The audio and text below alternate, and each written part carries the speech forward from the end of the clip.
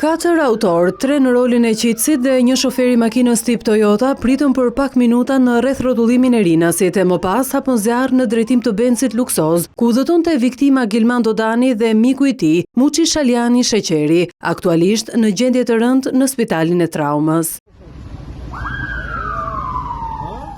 Kjo video e ndërtuar nga TV Klan, bazuar në pamjet filmike që kanë parë gazetarët tanë, tregon dinamikën e ngjarjes. Është ora 14:18 minuta. Makina e autorëve, një Toyota ngjyrë gri, vjen nga fushkruja dhe parkohet në krah të Ark Hotel, gjitur me rreth rrotullimin ku është vendosur busti i Nën Terezës. Lëviz për në krahun tjetër të rrethit dhe sapo sheh Bencin e bardhë të Gilman Dodanit, 3 atentatorët nisin të qellojnë. Makina e bardhë ndodhet në vijat e bardha, sapo goditet vijon në krah të kundërt të rreth rrotullimit dhe ndalon. Aty një prej atentatorëve i afrohet dhe e qellon disa herë të tjera Gilman Dodanin. Vrasësit janë të maskuar dhe mbajnë rroba kamuflazhi si ato të forcave speciale të policisë. Në rreth rrotullim, makinat vazhdojnë të qarkullojnë sikur të mos ketë ndodhur asgjë, madje në pamjet filmike shihet edhe një eskort zyrtare ku makina e parë duket si një mjet i policisë ushtarake, ndërsa janë edhe 2 makina policie. Nuk dihet se kush ka qenë brenda në makinën VIP, por asnjë nuk ndalon. Pasi sigurohen se kanë qelluar për vdekje Gilman Dodanin, të 4 autorët hipin në makinë dhe largohen në drejtim të Tapizës, e më pas në fshatin Halil në Kruj, ku e dogjën mjetin që rezultoi me targa të vjedhura një vit më parë në Greqi.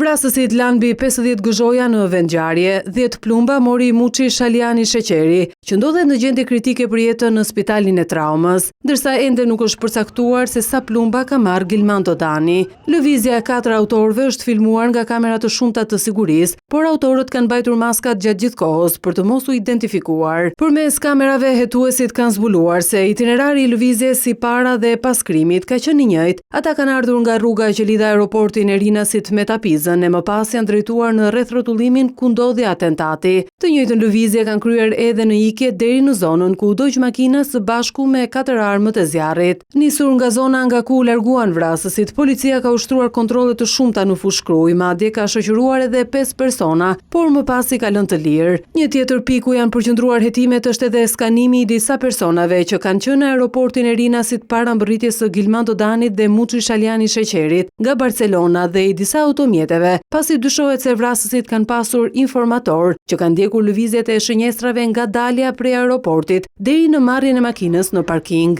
Ngjarja e ndodhur në mes të ditës mund të kishte pasur pasoja të tjera edhe në njerëz të pafajshëm, pasi zona ka qenë mbipopulluar dhe disa nga plumbat goditën edhe fasadën e xhamave të Ark Hotel, që ndodhet pranë rreth rrotullimit ku krye atentati me një viktimë e një të plagosur.